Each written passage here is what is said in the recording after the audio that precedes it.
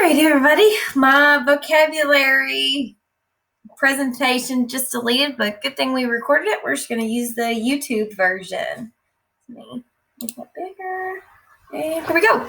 Chapter 13, Room for Everyone. 7 years ago, Ashley was browsing a social media page filled with images of horses, and they all needed to be saved. Volunteers ran pages like this to help organize rescues for horses that would otherwise be killed. It wasn't as if one person could save all the horses, but a few people working together could reach out to all the people they knew and try to find a better home for each and every one. That's where Ashley had met her friend Julia. They were both on a mission to save horses, so they became fast friends. Similar to Ashley, Julia found herself saving a horse, a wild Mustang named Halona, before she even realized what she was doing. Not long after that, she started her own sanctuary in New Jersey. It was soon filled with rescued horses, goats, lambs, turkeys, hens, and piglets. Without Julia, more than 500 animals would have been neglected or abused. She also fostered puppies and kittens, which means she gave them a temporary home before they could find their forever homes. The extra time she gave those pets probably saved their lives. Julia and Ashley were similar in many ways. Now that the two friends both ran sanctuaries, they were closer than ever, and it turned out that the farm right next to Julia's was for sale. It had all the things Ashley was looking for in a new property: plenty of room for all her rescues, large pastures for her animals to run around in, and a house for her and Deacon to live in. It was out of her budget, but she decided she wanted to see it anyway. At the very least, she gets to spend some time with her best friend. The two animal lovers walked around the empty dairy farm together. Julia was one of the few people Ashley could talk to who truly understand the depth of what Ashley went through every day, because she went through it herself. The first time they finally met in person was only a few years ago, and it was at a livestock auction. That day, they were able to save a couple of animals together. Now they had a chance to be neighbors and continue their mission side by side. There was one thought that came to Ashley's mind as she walked around the property. It was huge, nearly 170 acres. Twisted Fate's main property had only 8 acres. Ashley imagined what it would be like if she moved her sanctuary here. First, it would need fencing, a lot of fencing. There wasn't any right now. Every pasture would need a shelter. She liked to provide her rescues with a shed that they could choose to enter whenever they wanted to stay warm and dry. And then there was a dairy barn. It was currently set up for milk cows. There were rows of cold metal bars, but Ashley saw potential. She could transform this milking parlor into a comfy, spacious stalls for each of her rescues. If she took this over, the place would be a safe space for animals, and there was enough room for the whole community to get involved as either volunteers or visitors. Ashley and her dad had done all the work on her current property from the ground up. This was an even bigger undertaking, both financially and physically. There's no way a single mom can pull this off while still rescuing and caring for animals, she told herself. Where would she find time to raise money, build fences, hire volunteers, renovate barns, move into a new home, and transport all her animals here safely? It was just too crazy, but she kept dreaming about it anyway. Ashley straightened Cumber's leg and wrapped it in a bandage. Then she dipped some casting material in a bucket of water and applied it to Cumber's leg. She waited a few minutes for it to dry and then cut it off. She was in the process of making a cast of each of Cumber's legs. When she was done, she'd mail the 4 casts to Derek in Virginia. He'd then get to work on shaping 4 custom braces for Cumber, just like he had done for Pumpkin. Almost $1,000 had been donated for Cumber's braces, and the people were sending in more money each week. She couldn't wait for Cumber to try them out. Hopefully, braces would provide more support than the casts did. Then maybe Cumber's legs could grow a little stronger. He'd probably never be able to grow as strong as Pumpkin, but these braces would definitely help. Then Ashley wouldn't have to drive 2 hours each way to a veterinarian every 10 days. Her time was precious. The sanctuary was filling with more and more animals each month. Ashley's phone dinged. It was a message from Julia. Was Julia asking her again about the property next door?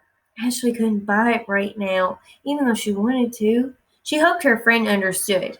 But the message was actually about something else. It was a photo of a puppy. Julia had remembered that Deacon was in search of a small dog that could travel everywhere with him. It turned out that she had just learned of a rescue puppy who was only a few weeks old and was looking for a home. This little one is lucky to be alive, Ashley thought. Her black and white fur, sparkling eyes, and little paws were so sweet. She was currently getting nursed back to health and she'd soon be available for adoption. Julia wanted to know, was Ashley interested? That's a big decision, Ashley thought. Deacon adored dogs. A new dog would have to get along not only with a nearly 4-year-old boy, but also all the other dogs, cats, horses, sheep, goats, chickens, pigs, cows, and any other type of animal she brought into the sanctuary. Get along with them or ignore them. Ashley had actually brought Deacon to an animal shelter a couple of times recently. She didn't tell him that he could get a puppy, but she wanted to see how he acted around them. I have to take this dog home. That was the sign Ashley was waiting for. She showed a photo of the puppy to Deacon. What do you think of her? Oh, she's cute, Deacon said, but he didn't seem very interested. I'll think about it, she texted Julia. Ashley opened the package that had been sent from the Virginia address as quickly as she could. Cumber's braces were already here. She couldn't wait for the little foal to try them out. Derek hadn't met Cumber yet, but Ashley knew that he was super talented and often made braces without even seeing the animal. She slipped the braces on the brown foal. She was used to seeing his legs wrapped in tan-colored bandages. The bold white braces with the thick black hooves and swirls of pink and purple looked so different on Cumber's thin legs, but they didn't quite work. Just as with pumpkins, Ashley knew this first version of the braces needed some adjustments. There we go. Needed some adjustments. Cumber's legs are so severe that I think you need to see him in person, Ashley messaged Derek. Derek agreed. He'd come to Pennsylvania as soon as possible. Mommy, I'm faster than Cumber. Deacon was running back and forth on the paved barn floor. He was starting to get out of breath. Derek was hovering over Cumber, petting his brown coat as he made some more adjustments on the new braces. Derek had created the first set of braces based on the cast that Ashley had made. But when those didn't work out, Derek made a special trip to meet Cumber in person. After seeing his legs up close, Derek was able to design a set of braces that would work even better than the first. Cumber's bold new baby blue braces looked great. They were taller on the front legs than the back, which is just what he needed. And they had large, soft, black hooves at the end of each leg. Oh no, he looks pretty fast now, Ashley said to Deacon. Derek moved a few steps away. Cumber shook his black mane, then moved his hoof forward. Then he tried a few more slow steps. It looked as though he was walking on his tiptoes. With each step, he got a little more comfortable. He gave his bushy tail a shake and then walked all the way towards Derek. Good boy, Ashley said to Cumber. Derek gave the mini horse's belly a rub. The little foal's legs were so bendy and weak on their own that it was almost unbelievable to see him walk across the barn. But Ashley had confidence. He had adjusted so well and so quickly to the casts, she knew he'd get the hang of these braces eventually. But wait, Cumber's front legs started bending in the wrong direction, even with the brace on. Derek made a few more adjustments so that the brace was a little more sturdy.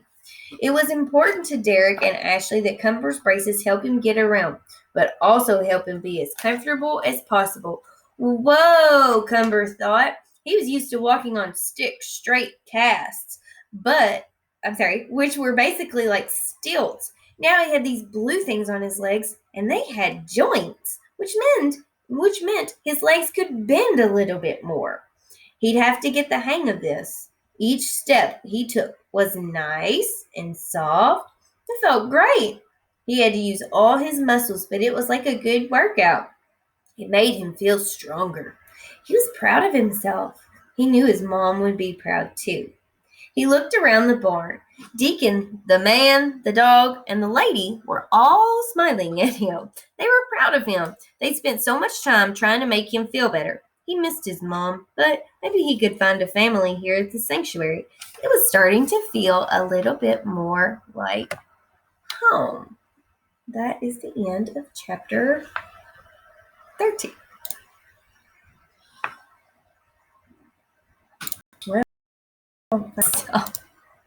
Well,